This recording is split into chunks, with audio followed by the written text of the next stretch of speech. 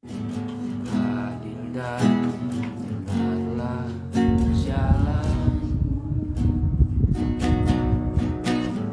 Raja segala bangsa yang maha kuasa, mulia namamu. Besar dan ajaiblah karya-Mu. Adil dan benar jalan-Mu. Raja segala bangsa yang maha kuasa, mulia namamu.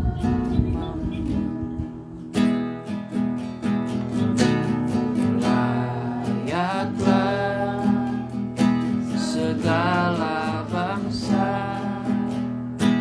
sujud kepadamu,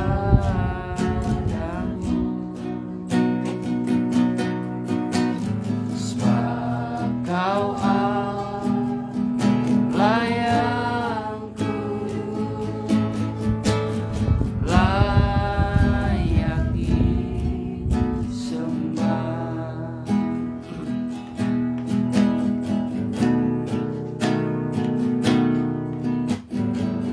Besar dan ajaiblah karya-Mu. Adil dan benarlah jalan-Mu. Raja segala bangsa yang maha kuasa, mulia namamu.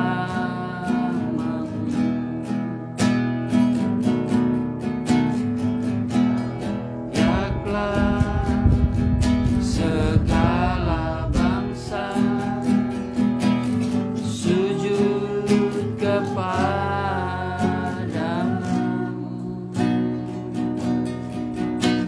sebab Kau Allah yang kudus,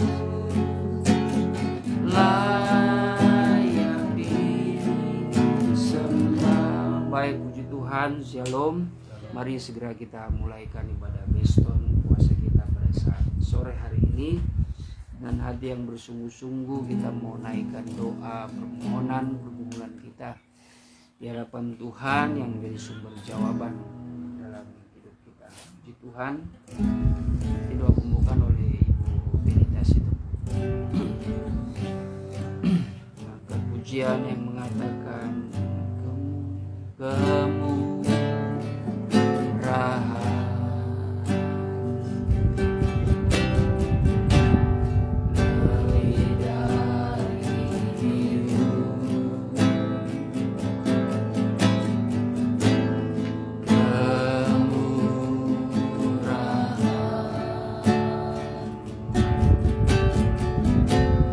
lebih dari hidup,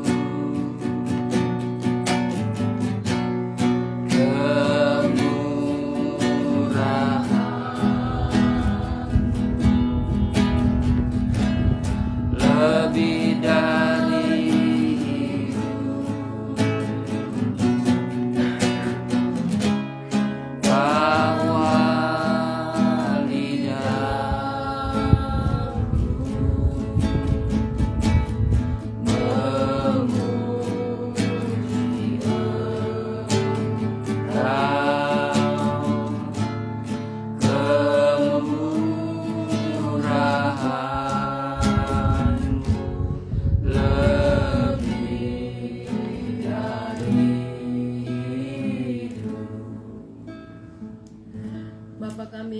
tahta dalam kerajaan sorga. Bapa yang kami panggil dan sembah Engkau di dalam nama Tuhan Yesus Kristus. Kembali sore hari ini Tuhan, kami datang mengucap syukur kepadamu buat kasih kemurahan-Mu, penyertaan-Mu yang terus boleh terjadi dalam setiap kehidupan kami, sehingga kami boleh berkumpul di tempat ini. Satu tujuan kami Tuhan, kami rindu mau mengandalkan Tuhan, memasyurkan nama Tuhan lewat ibadah kami saat ini. Kami rindu Tuhan untuk duduk diam di dalam bait-Mu dan merasakan indahnya persekutuan dengan Tuhan. Terima kasih Bapa. Sore hari ini seberapa kami yang ada di tempat ini, Tuhan mengerti sampai ke dasar hati kami yang paling dalam. Apa yang menjadi kerinduan kami, pergumulan kami Tuhan, kami mau bawa kepada Tuhan sore hari ini. Terima kasih Bapa buat kasih-Mu, buat Engkau yang senantiasa memberikan kami kekuatan, kesehatan, bahkan apapun yang kami jalani dalam kehidupan sepanjang hari ini, kami boleh terus berjalan bersama-sama dengan Tuhan.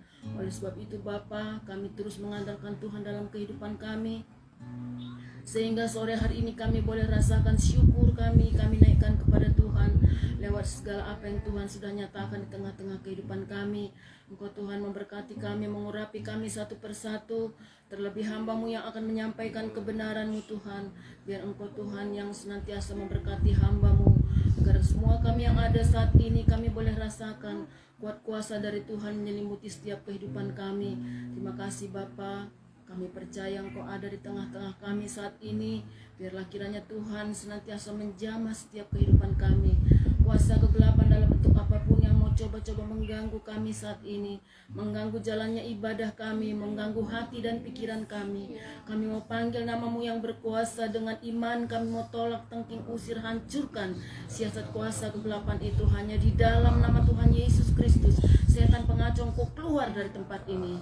Darah Tuhan Yesus Kristus yang berkuasa, become true line, CDB design. Terima kasih Bapa, kami percaya Tuhan sudah mengurapi dan memberkati kami satu persatu, biar kami boleh duduk diam mendengarkan kebenaran firman-Mu. Dalam nama Tuhan Yesus Kristus kami berdoa dan mengucap syukur. Haleluya. Amin. Amin. Puji Tuhan. Terima kasih. Mari kita belajar akan firman Tuhan pada saat sore hari ini, yang saya ambil dalam Injil Lukas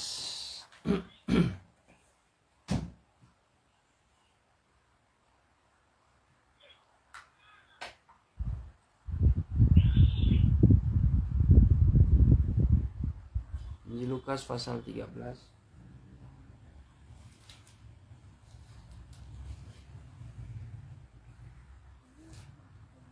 Lukas 13 ayat pertama.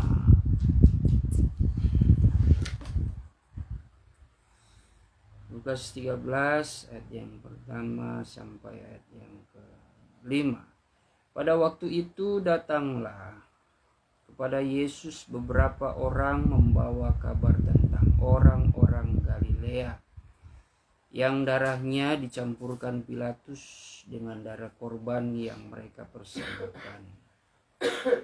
Yesus menjawab mereka, "Sangkamu orang-orang Galilea ini lebih besar dosanya daripada dosa semua orang Galilea yang lain, karena mereka mengalami nasib itu? Tidak, kataku kepadamu, tetapi jikalau kamu tidak bertobat, kamu semua akan binasa atas cara demikian. Atau sangkamu ke-18 orang yang mati ditimpa menara dekat Siloam lebih besar kesalahannya daripada kesalahan semua orang lain yang diam di Yerusalem? Tidak, kataku kepadamu, tetapi jikalau kamu tidak bertobat, kamu semua akan binasa atas cara demikian." Baik, puji Tuhan. Jadi di dalam Injil Lukas 13 ayat pertama sampai ayat yang kelima ini, dengan judul perikop dosa dan penderitaan, ini berbicara tentang satu kisah, satu peristiwa, bahwa beberapa orang yang mengikuti Yesus dari berbagai golongan yang ada, ternyata dalam konteks bacaan kita ini mereka bertanya, ada yang mencobai juga Tuhan Yesus mengenai perkara orang-orang Galilea yang darahnya dipersembahkan ya oleh Pilatus, sebab pikirnya orang-orang Galilea ini layak mendapatkan hukuman seperti itu sebab dosa mereka besar. Tetapi di sini Tuhan Yesus menunjukkan ya, memberi jawab kepada orang-orang yang masih belum mengerti akan setiap sudut pandang mereka terhadap orang-orang yang berdosa, bahwa Tuhan Yesus tidak mau orang-orang ini, apalagi mereka ini adalah orang-orang yang sudah mendengar apa yang diajarkan Tuhan Yesus, apa yang diteladani Yesus, apa yang mereka sudah lihat bagaimana pelayanan Tuhan Yesus. Tuhan Yesus tidak mau orang-orang ini melakukan hal-hal yang demikian ya, yang menghakimi orang-orang yang berdosa.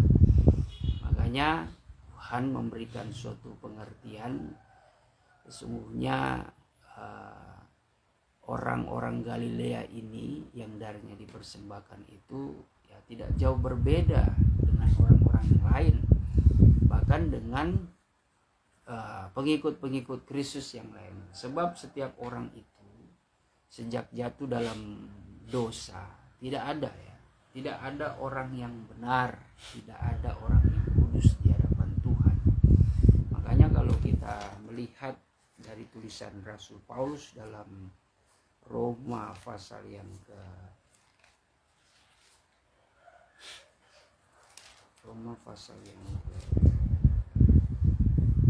ya. Roma pasal yang ketiga ayat 9 berkata begini. Jadi bagaimana? Adakah kita mempunyai kelebihan daripada orang lain? Sama sekali tidak. Sebab di atas telah kita tuduh baik orang Yahudi maupun orang Yunani, bahwa mereka semua ada di bawah kuasa dosa. Seperti ada tertulis, tidak ada yang benar, seorang pun tidak. Tidak ada seorang pun yang berakal budi, tidak ada seorang pun yang mencari Allah. Jadi sebenarnya sejak kejatuhan manusia jatuh dalam dosa, manusia pertama, dosa itu menjadi suatu bawaan ya dari natur manusia hidup di dalam tubuh jasmaninya, itu menjadi suatu hukuman. Tetapi firman Allah, rencana Tuhan bagi umat manusia itu begitu sempurna, begitu indah. Rencana Tuhan itu mendatangkan kebaikan, yang artinya Tuhan menanggapi dosa yang dibuat oleh manusia itu, ternyata menanggapinya dengan penuh kasih, dengan keseriusan, dengan penuh kasih, dengan keadilan Tuhan. Yang dilakukan Tuhan adalah bagaimana dia tetap merancangkan sesuatu hal yang baik ya, tetapi itu kepada mereka yang betul-betul mau menerima, percaya akan anugerah Tuhan, yang betul-betul mau mengasihi Dia. Apa yang menjadi ketetapan Allah bagi manusia untuk dibaharui kehidupan mereka supaya mereka tidak lagi terikat dengan dosa, hidup mereka itu diampuni, dosa mereka diampuni, yang akhirnya mereka mendapatkan suatu jaminan akan kehidupan yang kekal. Itu adalah suatu ketetapan yang dikatakan Paulus ya, adalah suatu rancangan yang mendatangkan kebaikan. Coba itu ya, kita buka itu dalam Roma 8 ayat yang ke 28 ya. Roma 8 ayat yang ke 28.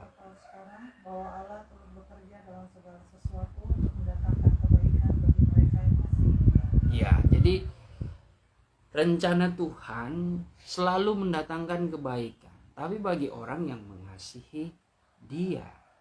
Kalau orang yang tidak mengasihi Tuhan ya, maka tidak akan layak rencana Tuhan yang mendatangkan kebaikan. Rencana Tuhan yang mendatangkan kebaikan itu adalah suatu jalan keselamatan. Adalah suatu kesempatan bagi saya dan saudara sebagai orang-orang yang beriman. Makanya kembali lagi ke ayat pokok kita di sini. Apa yang ditunjukkan, diingatkan kepada kita semua, ya supaya kita juga jangan saling menghakimi ya. Jangan saling menuduh seorang dengan yang lainnya. Alangkah baiknya ya, kita mengikuti ajaran Kristus. Ajaran Kristus yang mengedepankan suatu kehidupan yang di dalam damai, sejahtera. Kehidupan yang mendatangkan sukacita. Kehidupan yang mendatangkan kasih. Yang akhirnya manusia dengan kehidupan yang damai bisa mencapai suatu kekudusan Allah. Kekudusan Allah itu dapat membentuk pribadi seseorang itu menjadi sempurna dalam segala hal. Sebab orang yang mampu hidup dalam kekudusan firman Tuhan, mereka adalah orang-orang yang benar-benar konsisten akan menerima dan memandang Allah. Hati mereka itu bersih dan layak untuk menerima mujizat yang daripada Tuhan. Sekalipun mencapai suatu kehidupan yang kudus itu tidaklah mudah. Pasti banyak sekali tantangan. Dan itu memang cara iblis supaya kita tidak mencapai kepada kekudusan. Tapi kalau kita memperjuangkan itu, saya percaya hidup kita ya akan mengalami berkat Tuhan, penyertaan Tuhan, kedamaian yang terutama. Karena dunia ini tidak akan bisa memberikan kedamaian yang abadi, apalagi tidak akan mungkin. Dunia ini memberikan kedamaian yang fana, kedamaian yang palsu. Dunia bisa memberikan kesenangan, tetapi kesenangan yang menjerumuskan kehidupan kita, yang sifatnya itu sesaat. Tapi kalau kita mencari kedamaian di dalam Tuhan, sebaliknya kita akan mengalami aniaya, penderitaan. Secara logika ya itu hal yang mengherankan. Tapi apa yang diajarkan lewat Alkitab, kenapa bisa terjadi seperti itu? Ya itulah. Karena dunia ini adalah alat iblis untuk membuat hidup kita yang mencoba mencapai kepada kekudusan Tuhan itu gagal, tidak mencapai tujuan. Makanya dia berusaha keras untuk memberikan kebimbangan, kegelisahan hati. Lebih dengan cara yang manis maupun dengan cara yang jahat. Tapi kebanyakan manusia jatuh kepada hal-hal yang manis, kesenangan-kesenangan dunia yang sesaat, yang akhirnya mereka memilih untuk mengikuti akan kesenangan yang diberikan dunia. Tetapi saudara, kita sebagai orang percaya, kita harus senantiasa terfokus kepada maksud-maksud firman Tuhan. Jikalau kita mencari damai di dalam Yesus, kita pasti akan temukan. Tapi jangan kita heran jikalau kita menemukan banyak sekali cobaan.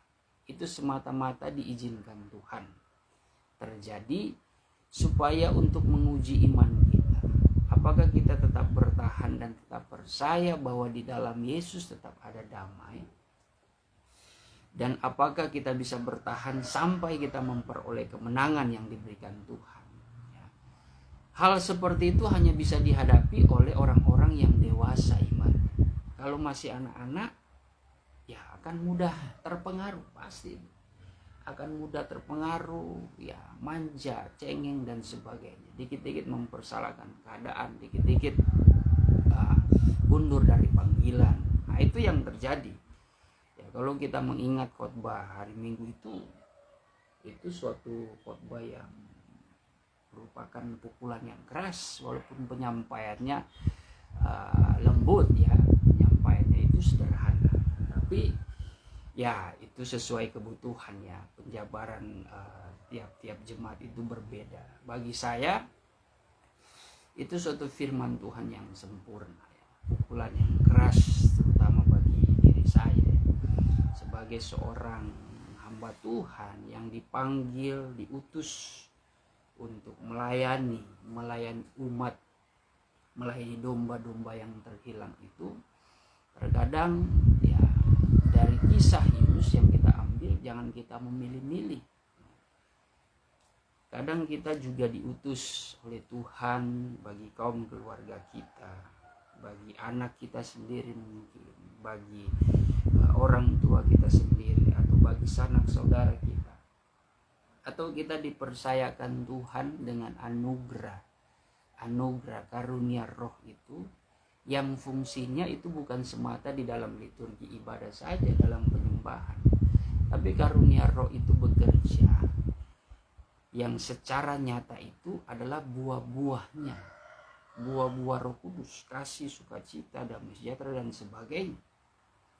Itu yang menjadi buah kebenaran yang nyata yang harus kita tunjukkan, supaya kita bisa menggenapi firman Tuhan sebagai surat yang terbuka. Itulah yang dinasihatkan Paulus di dalam 2 Korintus 3. Coba kita baca 2 Korintus 3 yang kedua dan ketiga.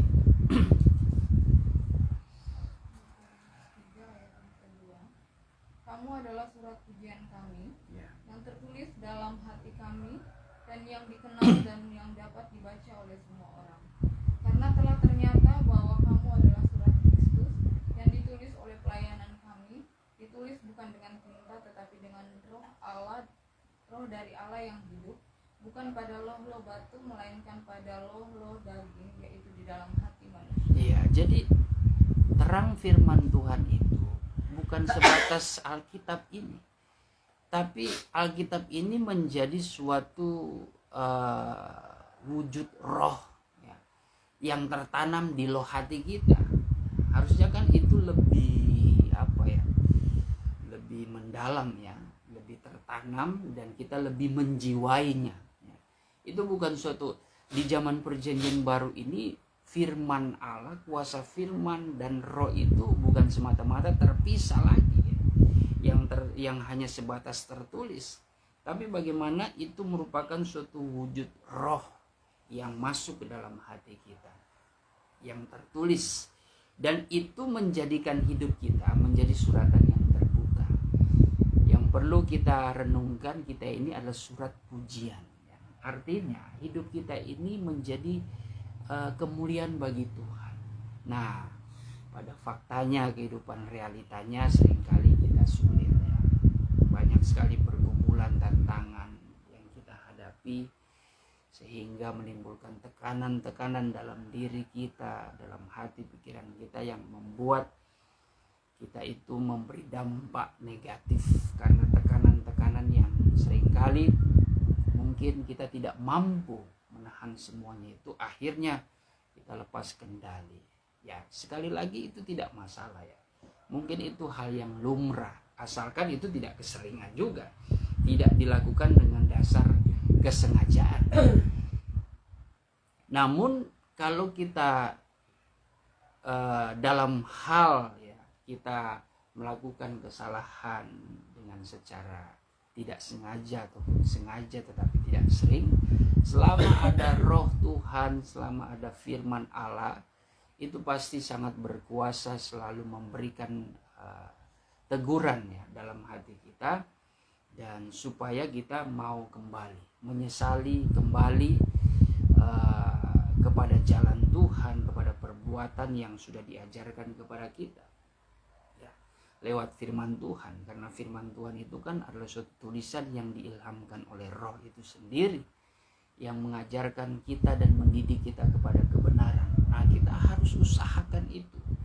Makanya kalimat di Ibrani 12 itu kan mengenai kehidupan yang mencapai kepada kemuliaan Tuhan. Kalau kita mau melihat Tuhan itu bekerja, melihat dapat memandang kemuliaan Tuhan, dan Tuhan bekerja dengan sempurna dalam diri kita, di situ dikatakan usahakanlah mencari damai ya, dan kejarlah kekudusan, supaya kita dapat melihat Allah ya. Jadi praktek kehidupan kita sebagai suratan yang terbuka, sebagai surat pujian, itu memang harus terbaca ya. Dan itu tuntutan yang berat secara manusia. Dan inilah yang membuat kita mengerti menjadi orang Kristen itu tidaklah mudah. Walaupun secara teori itu kelihatannya gampang ya. Masuk surga, hidup dalam kasih. Tapi pada prakteknya itu penuh dengan pergumulan dan kepahitan. Sama seperti Rasul Yohanes yang diberikan suatu kitab gulungan ya, dari alam, dari malaikat ya. Dia makan terasa manis di mulut, tetapi ketika masuk dalam perut itu terasa pahit. Nah, itu menggambarkan kita sebagai orang percaya, pertama-tama kita dikaruniai suatu rahasia kerajaan Allah. Suatu gulungan kitab, suatu kitab yang belum terungkap, tapi kita sudah diberikan itu. Itu adalah gambaran gulungan kitab, gambaran yang sifatnya rahasia, yang belum dibukakan. Ya, walaupun kitab Wahyu itu tidak semuanya Rasul Yohanes itu mengerti isinya, maksud dan tujuannya. Tapi dengan imannya, dengan karunia yang dia miliki, dengan penglihatan yang dia alami itu, dia yakin bahwa firman Tuhan itu tidak pernah salah. Apa yang dia tuliskan, bayangkan, tidak semuanya dia pahami. Tapi apa yang dia tuliskan itu yang disuruh oleh Tuhan. Begitu juga berbicara tentang kehidupan gereja Tuhan, menerima gulungan kitab, menerima rahasia ya. Kerajaan Allah itu secara kasat mata, secara mata hati, mata pikiran kita secara manusiawi sulit dimengerti. Mungkin banyak yang belum kita mengerti. Tapi jikalau rahasia itu sudah dikaruniakan kepada kita, nah biasanya kita akan memahaminya itu seiring dengan pengalaman kehidupan kita secara nyata.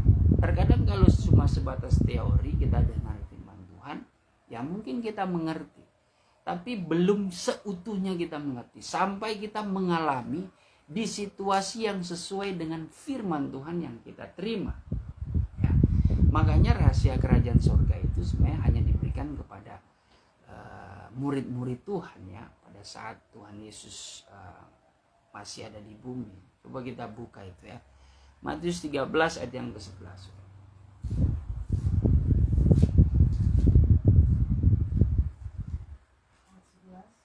Jawab Yesus, padamu diberi karunia untuk mengetahui rahasia kerajaan surga, ya, tetapi kepada mereka tidak. Ya, padamu diberikan rahasia, dikaruniakan suatu rahasia kerajaan surga. Apa itu? Ya, itulah suatu jalan-jalan rahasia, jalan-jalan Tuhan di mana kita harus melakukannya. Mungkin murid-murid Tuhan Yesus pun pada saat itu mendengar belum mengerti, karena mereka masih bertanya-tanya. Di mana situasi itu Tuhan Yesus mengatakan ketika dia mengajarkan melalui perumpamaan. Sampai Tuhan Yesus pun menyatakannya dengan berterus terang. Masih belum terbuka ya, pikiran hati daripada murid-murid Tuhan. Sampai akhirnya Tuhan Yesus mati, dia bangkit. Disitulah terjadi suatu pencurahan Roh Kudus yang mungkin berawal ya dari perjumpaan Tuhan Yesus dengan murid-muridnya. Pertama kali setelah dia bangkit, dia hembuskan itu Roh Kudus. Disitulah baru ya, mereka terbuka mata hati mereka, mata batin mereka. Sampai kepada masuk hari Pentakosta, itu rahasia kerajaan sorga itu betul-betul sempurna, terbuka ya bagi siapapun yang betul-betul mau percaya. Nah, itulah gambaran saya dan saudara. Ketika menerima suatu pengajaran ini, memang manis sekali, ada wibawa di dalamnya, ya, ada kebanggaan dalam diri kita. Kalau kita sudah mendengar, belajar akan rahasia kabar pengantin Kristus yang membuat saudara menjadi seorang pengantin mempelainya Kristus, menjadi penghuni kota Yerusalem baru. Walaupun saudara mungkin belum pernah seumur hidupnya ke Yerusalem lama ya di bumi ini, tapi saudara ya setia, saudara melihat suatu bangunan yang lebih megah ya. Tapi puji Tuhan, kalau saudara yang sudah pernah ke Israel, sudah masuk, sudah melihat Yerusalem seperti apa, puji Tuhan, itu adalah kemurahan Tuhan ya. Kemurahan Tuhan. Tapi ya tentunya yang menjadi tujuan utama bagi kita, bagaimana kita menjadi penduduk Yerusalem baru sebagai pemerintah, duduk sehidangan dengan Tuhan. Itu indah sekali ya. Kalau kita bayangkan itu, siapa yang tidak mau mendapatkan posisi seperti itu? Tapi ternyata butuh perjuangan yang berat. Perjuangan yang berat itu yaitu identik dengan kehidupan yang pahit. Pahit di sini bukan pahit yang kita muntahkan, tapi kita telan ya. Kita telan sebagaimana pengajaran itu sudah mendarah daging, masuk ke dalam perut, pahit. Tidak ada perkataan dimuntahkan, tidak. Tapi dia menerima. Rasul Yohanes itu menerima, menjadi pahit. Artinya kehidupan orang-orang yang sudah mengerti rahasia kabar pengantin itu akan mengalami kepahitan. Tapi itu bukan sesuatu hal yang menjadi intimidasi yang membuat mereka itu akhirnya undur daripada iman. Atau ibarat kata saya gambarkan, saudara muntahkan kembali itu ya, gulungan kitab yang artinya berbicara saudara undur dari panggilan Tuhan. Saya tidak mau lagi di kabar pengantin, terlalu berat. Terlalu banyak cobaan, terlalu banyak kepahitan. Nah, itu tanda suatu saudara, itu adalah suatu tanda kita masih kanak-kanak, maunya yang manis-manis. Tapi justru kalau kita memahami ada suatu perbandingan yang diajarkan, yang digambarkan Paulus, menerima kemuliaan Tuhan itu tidak sebanding dengan penderitaan kepahitan yang diterima oleh gereja, oleh para rasul pada saat itu. Coba kita buka itu. Apa yang dikatakan Paulus dalam Roma 8 ayat yang ke-18. Sebab aku yakin bahwa penderitaan zaman sekarang ini tidak dapat dibandingkan dengan kemuliaan yang akan dinyatakan kepada kita. Ya, Paulus sadar betul dan yakin betul rahasia panggilan dirinya untuk menjadi kekasihnya Tuhan itu tidak sebanding dengan rasa pahit kehidupan dia ya. Dia disesat, dia dipukul ya. Dia dihina, dia dimaki ya. Dia dipenjara, dia teraniaya. Waduh, itu dia sudah alami. Tapi dia yakin bahwa itu tidak sebanding dengan kemuliaan yang akan dia peroleh. Sulit di hari-hari ini membawa gereja Tuhan kepada pemahaman yang seperti ini. Tapi itulah tugas hamba-hamba Tuhan. Harus tetap menyampaikan. Rahasianya itu kalau dalam pelajaran 3 nabi besar, Yesaya, Yeremia, dan Yesaya. Di penghujung akhir zaman ini sudah masuk kepada masa-masa Yehezkiel. Di mana Yehezkiel diutus bukan kepada bangsa yang bangsa yang lain, bangsa yang tidak mengenal Tuhan. Karena Tuhan katakan, ketika aku utus kamu ke bangsa yang tidak mengenal Tuhan, tidak mengenal aku, ya, mereka pasti akan mendengar, mereka pasti akan menerima pengajaran yang kau sampaikan. Tapi aku mengirim kamu kepada bangsa yang aku pilih justru. Coba saya dapat salah dalam Yehezkiel.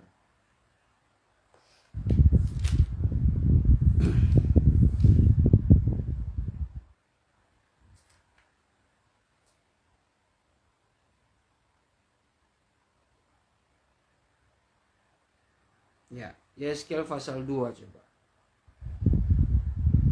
Ayat 1 mulai. Silakan. Panggilan Yehezkiel. Ya. Firman-Nya kepadaku, hai anak manusia, bangunlah dan berdiri, karena aku hendak berbicara dengan engkau. Ya. Sementara ia berbicara dengan aku, kembalilah rohku ke dalam aku dan bertanyalah aku. Kemudian aku mendengar dia yang berbicara dengan aku.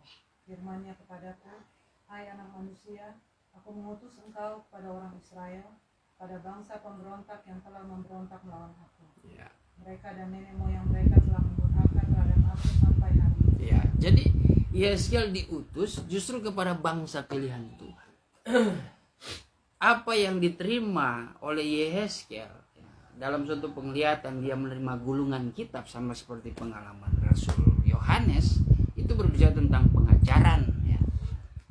Pengajaran yang harus disampaikan. Ternyata pengajaran ini disampaikan bukan untuk bangsa lain, tapi untuk bangsa yang tegar tengkuk ya. Ya, bangsa yang memberontak, bangsa yang melawan Tuhan.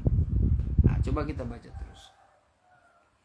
Pada keturunan inilah yang keras kepala dan tegar hati. Ya, keturunan inilah yang keras kepala dan tegar hati. Aku mengutus engkau dan harus kau katakan kepada mereka. Ya. Beginilah firman Tuhan Allah. Dan baik mereka mendengarkan atau tidak, sebab mereka adalah kaum pemberontak, mereka akan mengetahui bahwa seorang nabi ada di tengah-tengah mereka. Ya. Dan engkau anak manusia, janganlah takut melihat mereka maupun mendengarkan kata-katanya. Biarpun engkau di tengah-tengah onak dan duri dan engkau tinggal dekat kalajengking, janganlah takut mendengarkan kata-kata mereka dan janganlah gentar melihat mukanya, sebab mereka adalah kaum pemberontak. Terus. Sampaikanlah perkataan-perkataanku kepada mereka, baik mereka mau mendengarkan atau tidak, sebab mereka adalah pemberontak.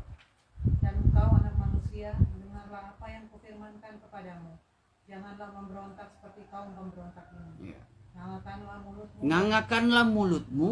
dan makanlah apa yang kuberikan. Ya. Aku melihat sesungguhnya ada tangan yang terulur kepadaku dan sungguh dipegangnya sebuah gulungan kitab. Ya. Lalu dibentangkannya di hadapanku. Gulungan kitab itu ditulisi timbal balik dan di sana tertulis nyanyian-nyanyian ratapan, keluh kesah dan rintihan. Ya, terus masuk pasal 3. 3:1 Firman-Nya kepadaku, hai anak manusia, makanlah apa yang kau lihat di sini. Ya.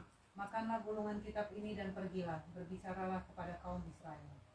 Maka kubukalah mulutku dan diberikannya gulungan kitab itu kumakan. Ya. Lalu firman-Nya kepadaku, hai anak manusia, makanlah gulungan kitab yang kuberikan ini kepadamu dan isilah perutmu dengan itu. Lalu aku memakannya dan rasanya manis seperti madu dalam mulutku. Firman-Nya kepadaku, hai anak manusia, mari, pergilah dan temuilah kaum Israel dan sampaikanlah perkataan-perkataanku kepada mereka.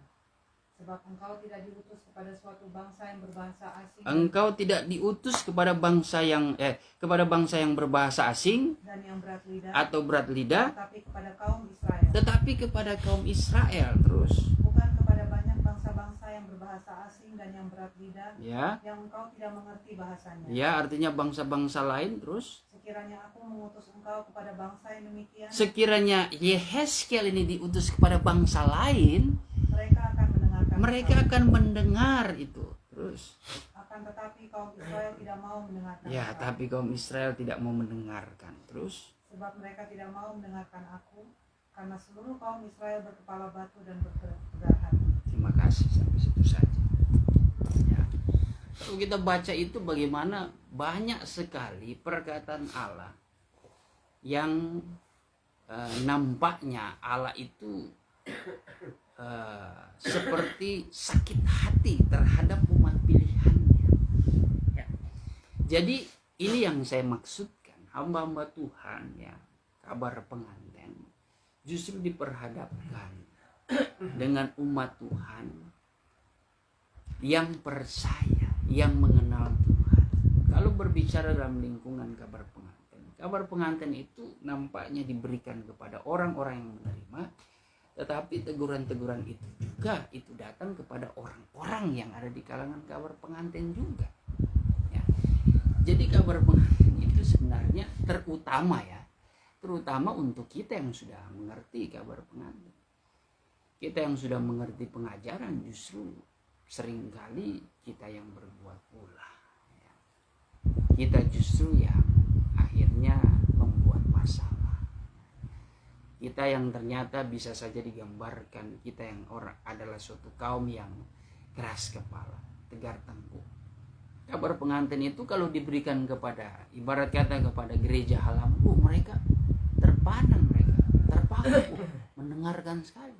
Tapi coba ya, Kalau saudara khotbah kabar pengantin di jemaat yang kenal kabar pengantin, ya, kita sudah dengar cerita-cerita kan. Ini khotbahnya mau arah kemana? Dia sudah buka itu jemaat. Oh, ini paling ke sini. Oh, saya tahu ini arahnya ke sini. Oh, ini arahnya sini. Oh, ini kata-katanya ini masuk sini. Oh, masuk ayat sini. Oh, suratan Paulus. Oh, suratan Petrus. Oh, ini perjanjian lama. Ya. Sepertinya sudah mengerti. Sampai gelar itu gambar peta zaman pun ya bisa saya katakan ya jemaat sedikit-sedikit walaupun belum bisa memperagakan tapi sudah mengerti ya. Sudah dibukakan rahasia kalau manusia kalau mati itu hendak kemana ya. Ada dua jalan diberikan Tuhan, menuju kepada kebinasan dan menuju kepada kekekalan. Wah, itu sudah rasanya itu sudah walaupun cuma lihat saya tahu walaupun belum sampai kepada memperagakannya menyampaikan tapi sudah mengerti ya. Nah, ini yang terjadi di penghujung akhir zaman. Justru hal-hal yang mengecewakan datang dari orang-orang dalam ya. Nah, makanya tidak salah ya Tuhan Yesus mengingatkan dalam Matius 24 ayat 24 kalau boleh orang-orang pilihan itu yang dapat jatuh, yang dapat disesatkan. Kalau orang pilihan saja itu sudah gampang dijatuhi, ya apalagi yang kerucu-kerucu ini di bawah. Itu gampang sekali, saudara. Petrus pun mengatakan orang benar saja hampir-hampir tidak diselamatkan. Apalagi orang yang berdosa, kasihan. Orang fasik, ya itu udahlah. Mereka sendiri yang pilih jalan menuju kepada kebinasan. Yang menjadi fokus iblis adalah orang-orang benar. Makanya di hari-hari ini saudara, ya, kita yang sudah mengerti, yang sudah mengecap karunia firman Tuhan, hati-hati. Kita ini adalah target utama daripada iblis. Kita tidak bisa menahan diri, tidak bisa menjaga diri ya sudah jatuh lagi. Kalau kita ini ibarat kata kita yang jatuh yang sudah mengerti ya. Sudah mengerti rahasia mengenai pengajaran siapa lagi yang diandalkan? Kita ini sedang dibentuk, disiapkan oleh Tuhan untuk masuk kepada suatu kegerakan yang besar. Itulah kenapa sebagai ayat terakhir dalam 1 Petrus 4 ayat 17 kan menjelang suatu hari penghakiman yang disebut orang benar pun hampir-hampir tidak selamat. Tuhan itu sedang membersihkan. Ya, Tuhan itu sedang beracara ya, dari dalam dulu ini ya, dari dalam dulu. Coba kita baca. Coba Rachel baca 1 Petrus 4 ayat 17.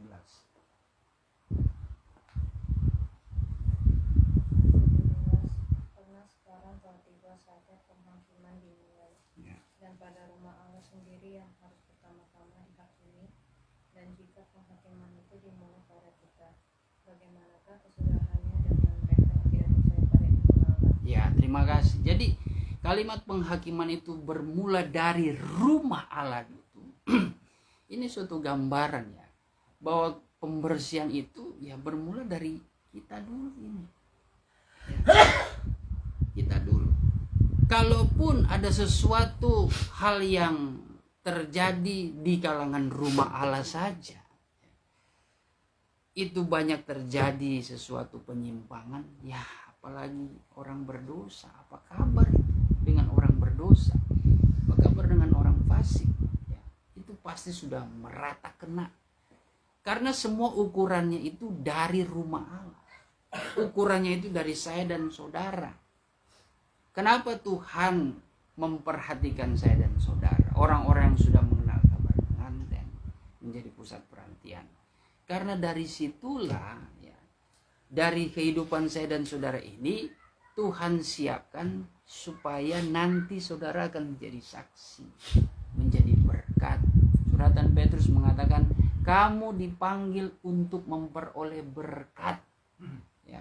Artinya saudara akan hidup limpah dengan berkat anugerah, mendatangkan kehidupan bagi banyak orang, bukan mendatangkan maut, bukan mendatangkan kekecewaan dan sebagainya. Ya, saya anggap jemaat Tuhan yang sudah lahir baru daripada air dan roh beroleh karunia-karunia itu ya sudah pencapaian menuju kepada kedewasaan. Kita semua sini sudah dewasa. Tinggal bagaimana kita sekarang lagi diuji. Kedewasaan kita itu betul-betul sejati, betul-betul genuine, ya, atau cuma dewasa berdasarkan mood kita. Nah, ini kembali lagi saudara. Kalau kita dewasa di dalam Tuhan, sudah mengerti akan ajaran Kristus, sebab kita ini memegang suatu pengajaran kabar pengantin, kita tentu tahu sebagai kekasihnya Tuhan, kita tahu isi hati kekasih kita, yang terutama mengenai ayat pokok kita. Tuhan itu menegur kepada pengikut-pengikutnya, jangan kau menghakimi, jangan kau menghakimi, tapi di situ dikatakan semua orang itu punya dosa. Yang terpenting adalah bagaimana mereka sadar, mereka bertobat. Itu. Kalau kita lebih melihat kekurangan orang, susah ya saudara. Akan susah kehidupan kita. Hidup kita itu penuh dengan kepahitan. Hidup kita itu akan sensitif, ya. Akan sensitif. Bagaimanapun saudara, ya, kita membutuhkan kuasa dari firman Tuhan, kuasa dari Roh Kudus yang selalu memberikan penghiburan, ya, mengenai segala kekurangan, mengenai segala dosa-dosa kita. Ya, baiklah kita adukan saja kepada Tuhan sambil kita mengalami suatu pertobatan. Kalimat pertobatan di sini adalah bagaimana usaha kita untuk merubah diri.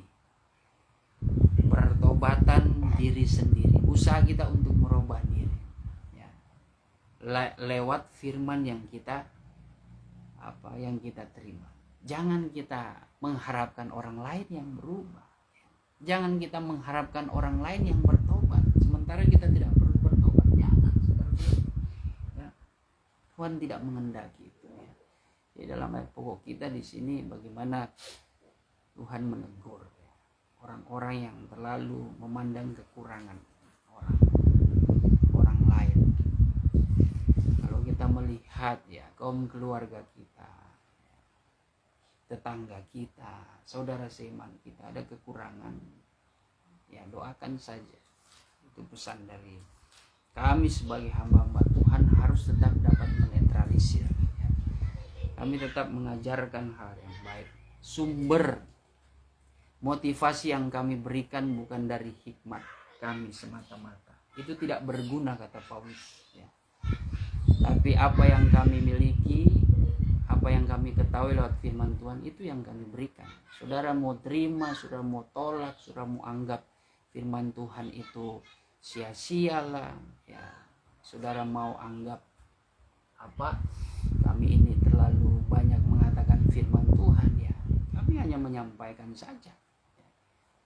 Itu kembali lagi, dan itu sudah diingatkan lewat suara Tuhan, ya, pada kami lewat Beston maupun dalam ibadah bersama-sama kita. Mau mereka terima atau tidak terima, sampaikanlah, itu urusan aku, ya. Yang penting kami sudah menjalankan tugas, ya. Sama seperti kalau tragedi kehidupan sehari-hari seperti polisi yang menangkap masuk jalur cepat, ya. Yang kena itu polisi, padahal ya mereka cuma menjalankan prosedur saja, ya. Kalau mereka tidak menjalankan prosedur, kasihan, ya, mereka yang kena. Nanti kalau terjadi apa-apa, kecelakaan dan sebagainya karena motor masuk jalur cepat, di mana mobil dengan kecepatan tinggi, ya, karena bukan jalurnya terjadi kecelakaan dan sebagainya, nanti dipersalahkan lagi, aparat keamanannya tidak becus dan sebagainya. Begitu juga, ya, kehidupan kami sebagai hamba-hamba Tuhan, kehidupan saudara menghadapi teman-teman, pergaulan keluarga saudara. Terkadang saudara yang sudah mengenal firman Tuhan. Nah, saudara itulah yang harus menjadi contoh. Ya. Pasti akan ada kepahitan. Saya tidak mau menutup-nutupi. Pasti akan mengalami respon yang tidak baik. Seperti Yesaya, ya, kepahitan. Tapi jangan jadikan itu sesuatu hal yang memberatkan, tapi menjadi suatu perihal yang sukacita. Saudara punya harapan seperti yang dikatakan Paulus, bahwa penderitaan, kepahitan yang kualami tidak sebanding dengan berkat Tuhan yang akan aku peroleh, baik di akhirat maupun di dunia ini. Entah kapan Tuhan akan memberikan penghiburan, yang pasti kita jalankan saja. Tapi kalau saudara menjadi seperti Nabi Yunus hari Minggu kemarin, ya itu Nabi Yunus itu adalah salah satu contoh Nabi yang pemaraju. Bagaimanapun Tuhan pun tetap sayang sama dia. Ya. Tuhan walaupun Tuhan sentil sedikit, ya dia ditelan paus, tapi Tuhan lepaskan dia.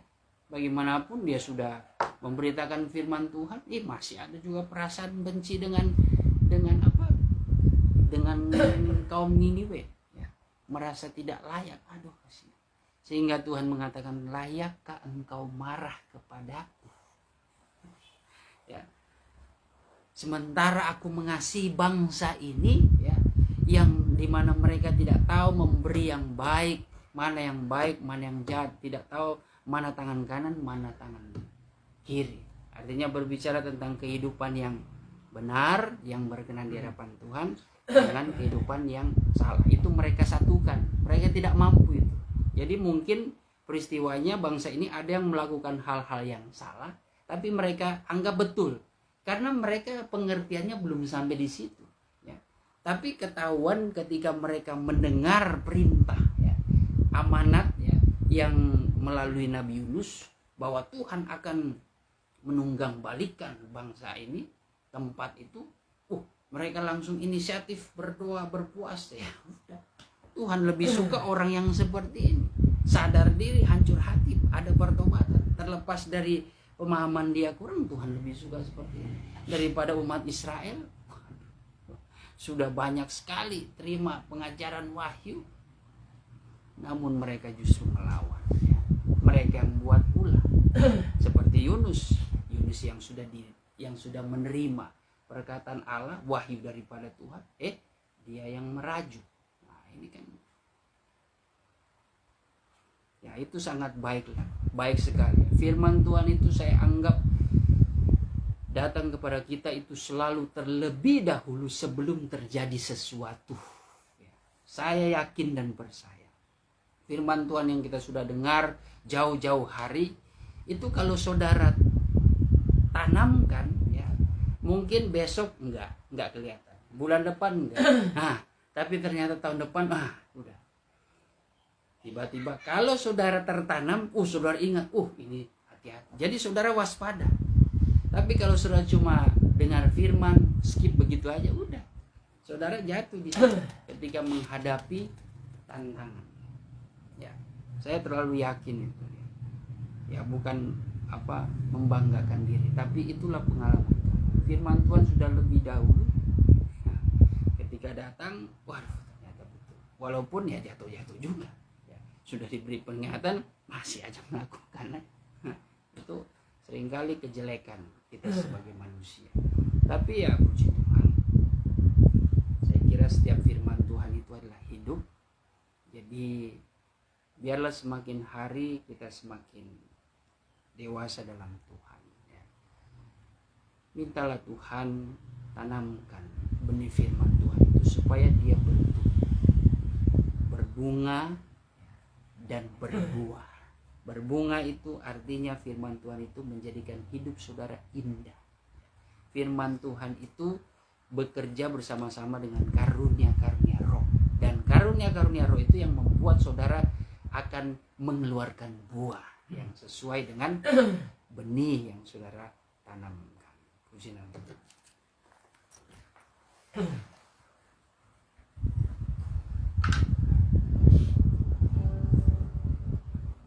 Tuhan adalah kekuatanku,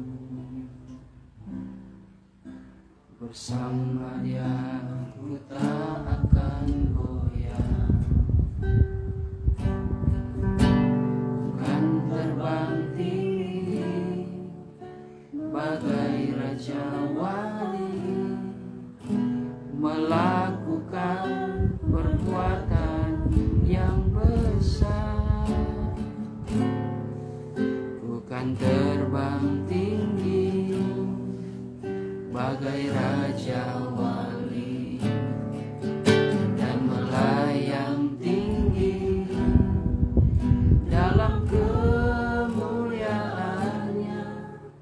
Biar bumi berguncang dan badai menerpa, ku kan terbang tinggi bersamanya. Terima kasih Tuhan, pada kesempatan yang indah ini kami boleh belajar dan menerima firman-Mu yang memberikan kami penghiburan, kekuatan, dan hikmat yang baru atas hidup kami Tuhan, agar kami menjalani hari demi hari ke depan nanti. Kami tidak akan Tuhan tergelincir, kami tidak akan Tuhan menyimpang, tetapi kami tetap berada di jalan kebenaran firman-Mu. Engkau yang sudah memberikan peringatan bagi kami supaya kami tidak salah melangkah ketika kami diperhadapkan dengan situasi yang sulit, ketika kami diperhadapkan Tuhan dengan situasi yang mempengaruhi iman kami. Kami tidak akan Tuhan terintimidasi, tetapi kami tetap kuat di dalam Engkau. Kami tetap memilih jalan yang Engkau ajarkan bagi kami Tuhan, sehingga kami boleh senantiasa dapat memandang Allah. Kami dapat berjumpa dengan kemuliaan-Mu Tuhan, menjadi berkat yang abadi dalam hidup kami, memberikan damai sejahtera, memberikan sukacita, memberkati kehidupan kami jasmani maupun rohani Tuhan. Terima kasih Bapa, kami memohon anugerah-Mu bekerja Tuhan atas setiap firman-Mu yang sudah kami terima, agar dia boleh dapat tertanam di tanah hati kami. Dia akan bertumbuh Tuhan dan berbunga dan dapat berbuah-buah sesuai dengan kehendak-Mu ya Tuhan. Mengubahkan sikap karakter kami Tuhan, lebih-lebih menjadi pribadi yang dijauhkan dari sikap menghakimi Tuhan, melihat kekurangan orang, tetapi kami tetap memandang Yesus Kristus, bahwa kami semua sama di mata-Mu Tuhan. Engkau mempercayakan anugerah, talenta, kemampuan dalam diri kami masing-masing yang berbeda-beda. Tapi biarlah dengan hikmat-Mu Tuhan kami boleh pakai itu untuk kami tetap hidup dalam persatuan, untuk memuliakan Tuhan, sehingga kami boleh melihat mujizat Allah terjadi, keberhasilan, kemenangan atas apa yang kami kerjakan dalam segala usaha, dalam segala kegiatan kami, dalam keluarga kami, bahkan dalam pelayanan kami Tuhan. Kami boleh melihat Engkau turut campur tangan dan memberikan keberhasilan. Terima kasih Bapa. Setelahnya kami bersekutu lewat firman-Mu, kami rindu masuk lebih dalam lagi, membawa doa permohonan kami, pergumulan kami Tuhan, kepahitan kami Tuhan, yang mungkin kami terima ketika kami mengenal kebenaran-Mu. Kami percaya semuanya akan dihapuskan oleh-Mu. Ketika kami menyembah masuk dalam hadirat-Mu, Engkau memberikan penghiburan, memberikan kekuatan, semangat yang baru Tuhan, sehingga kami boleh menjadi pribadi yang kuat di dalam Engkau.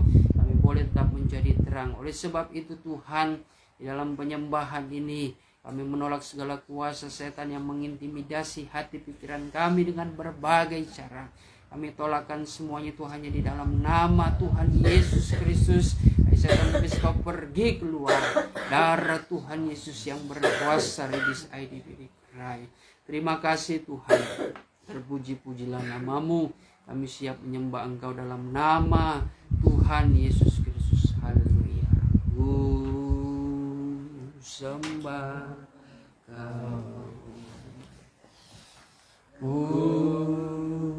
Sembah Kau.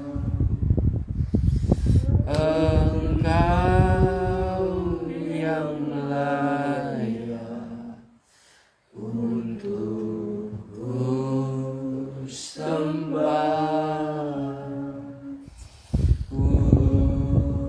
sembah,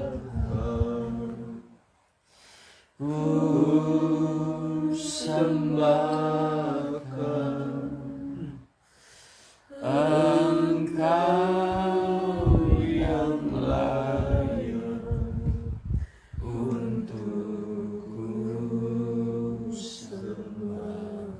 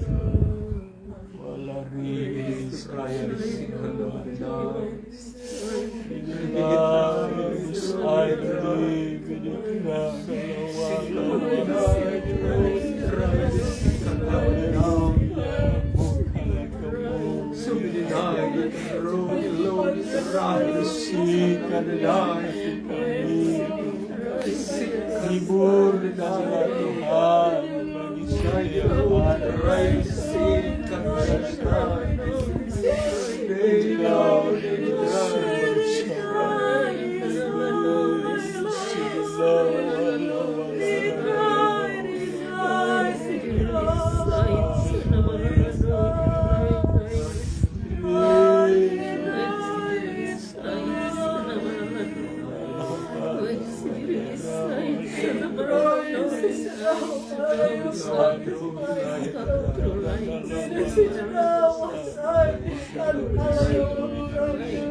Akulah jalan dan kebenaran dan kehidupan.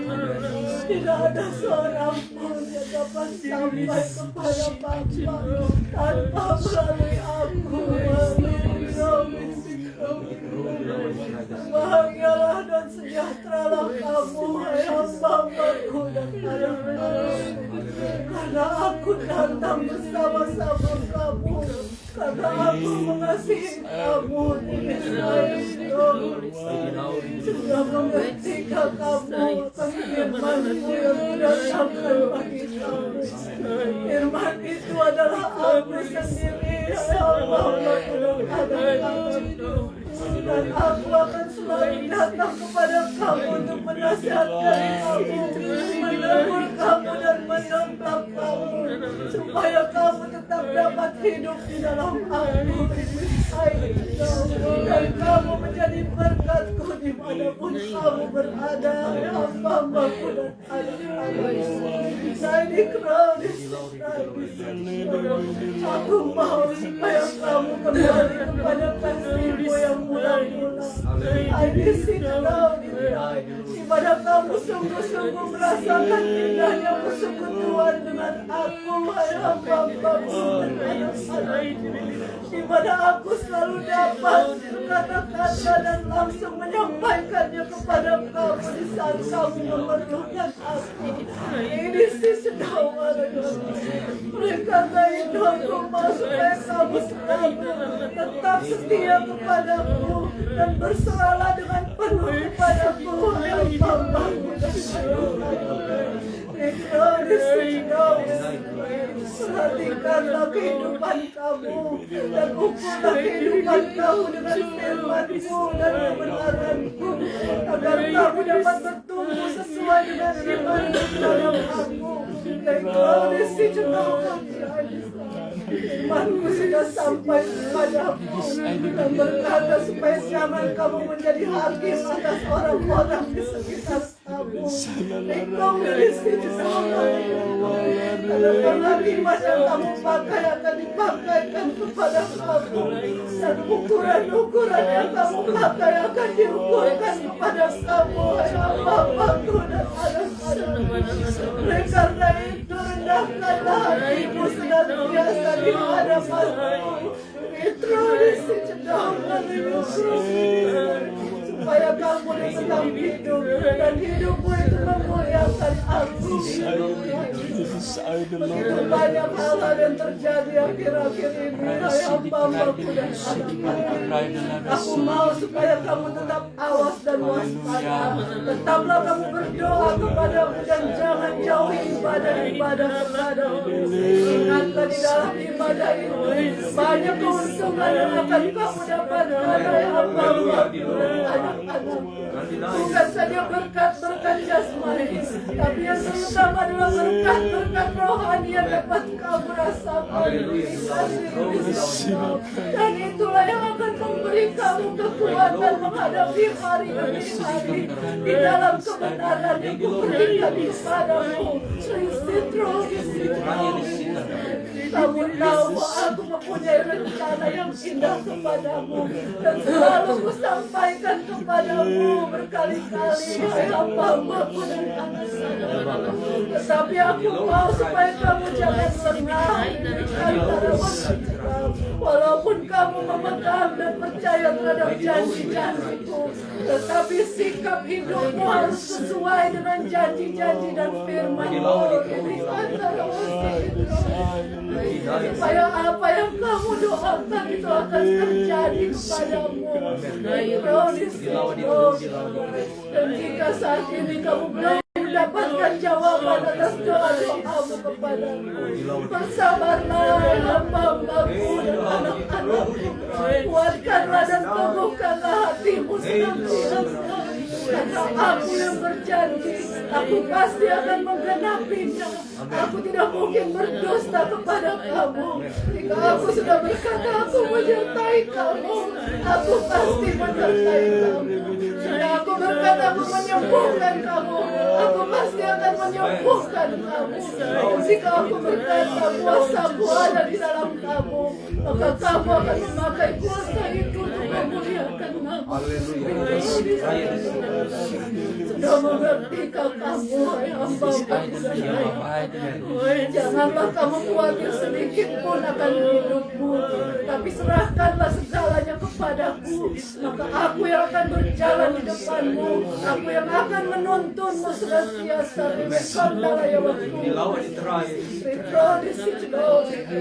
Hai hamba-Ku, Raya Ramadan Tarawakal Raya Wasmini Rekaman Turi Disikdom. Aku tahu apa yang ada di dalam hati dan pikiranmu. Tetaplah kamu setia dan bertambah-tambahkanlah pelajaranmu terhadap pengajaranku. Maka aku akan membukakan yang lebih lagi kepadamu. Jangan kamu melihat segala pergumulan yang ada di hadapanmu, tetapi lihatlah janji dan penyertaanku di dalam kamu, rencanaku di dalam kamu dan pelayananmu. Sudah mengertikah kamu, hai hamba-Ku, Raya Kombilikan Tarawasi, Likaman Tarawasi, damai dan sejahtera kamu, karena kamu sudah mendengarkan apa yang Tuhan,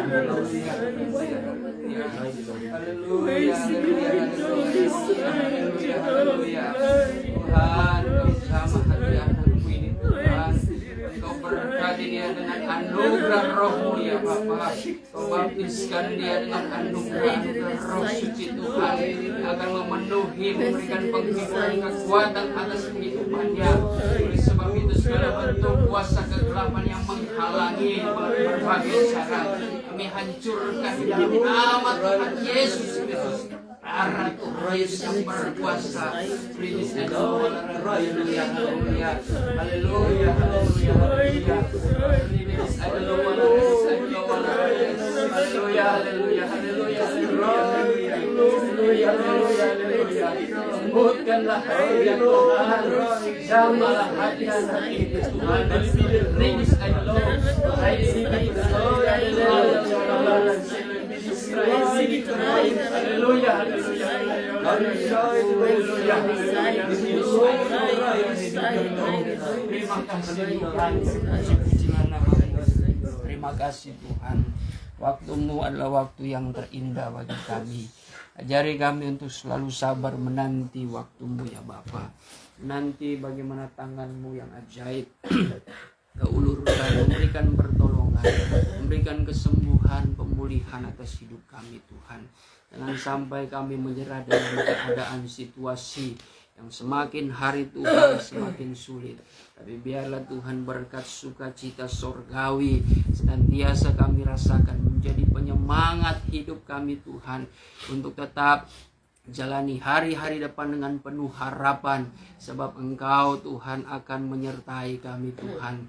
Terima kasih Bapa, biarlah kami yang berada di tempat ini diberkati oleh Tuhan dalam segala pergumulan kami Tuhan. Tolong Engkau menjadi jawaban Tuhan, Engkau yang akan menguatkan iman kami, Engkau yang akan Tuhan memberkati, memberikan jalan keluar di dalam Tuhan pergumulan kami. Terima kasih maupun yang menyaksikan secara live streaming, Engkau Tuhan mempunyai kuasa yang tidak terbatas. Engkau jamah hampiri Tuhan anak-anak-Mu, jemaat-Mu ya Bapa, hamba-Mu.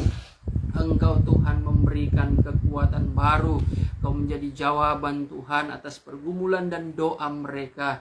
Biarlah Tuhan Engkau tetap memberkati mereka, memberikan kekuatan, kesehatan dalam segala aktivitas mereka juga Engkau menyertai. Terima kasih Tuhan, kami serahkan seluruh jemaat Efrata yang ada. Biarlah dalam segala pergumulan kami Tuhan, hanya Engkaulah yang menjadi sahabat yang setia, memberikan kami pemahaman, pengertian dalam hati kami, untuk kami tetap bergerak maju untuk menyenangkan hati Tuhan, untuk melayani pekerjaan-Mu Tuhan, yang kami mau bawa kembalikan untuk hormat dan kemuliaan bagi nama Tuhan Yesus saja. Terima kasih Tuhan, terpujilah nama-Mu. Kami tetap serahkan Tuhan rencana kami Tuhan untuk mengadakan acara Natal nanti tanggal 2 Desember.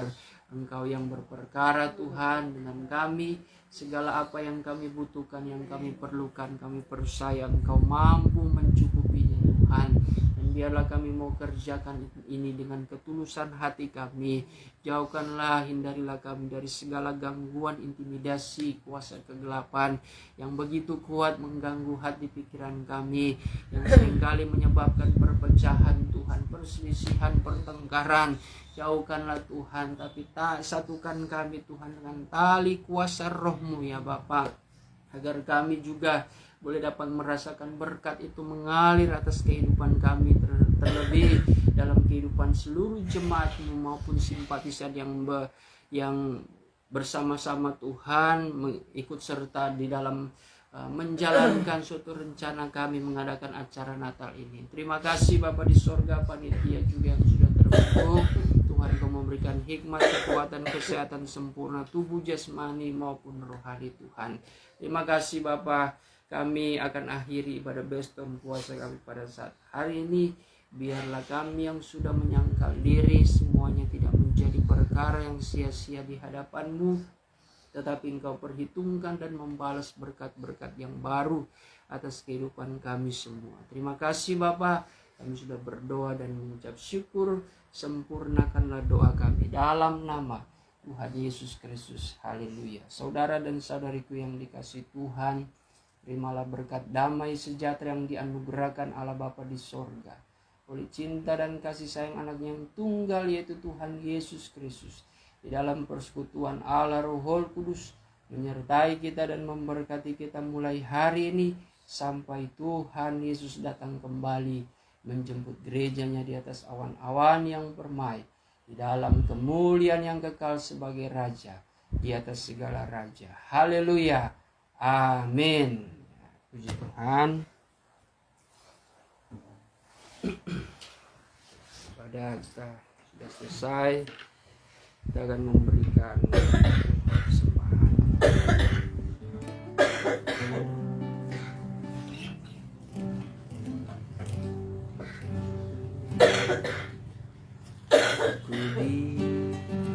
Berkati sepanjang hidupku, berkati bila bangun pagi, siang berganti malam, aku diberkati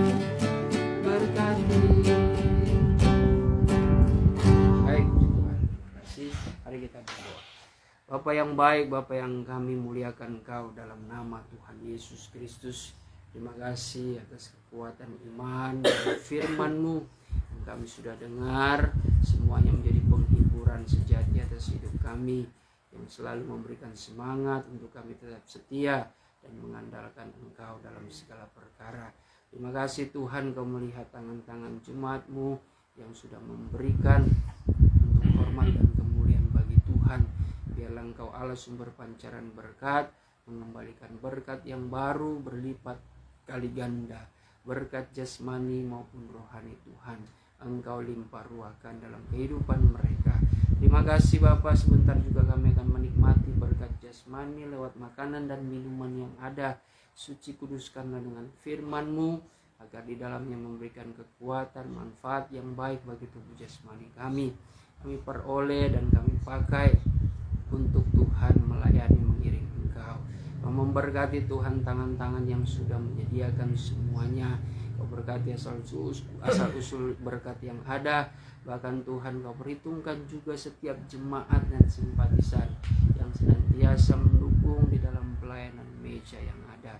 Terima kasih Bapa, kami sudah berdoa serta mengucap syukur dalam nama Tuhan Yesus Kristus. Haleluya.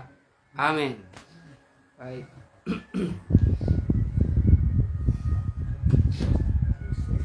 Ya, puji Tuhan, ibadah kita selesai. Tuhan Yesus memberkati bagi kita semua. Shalom.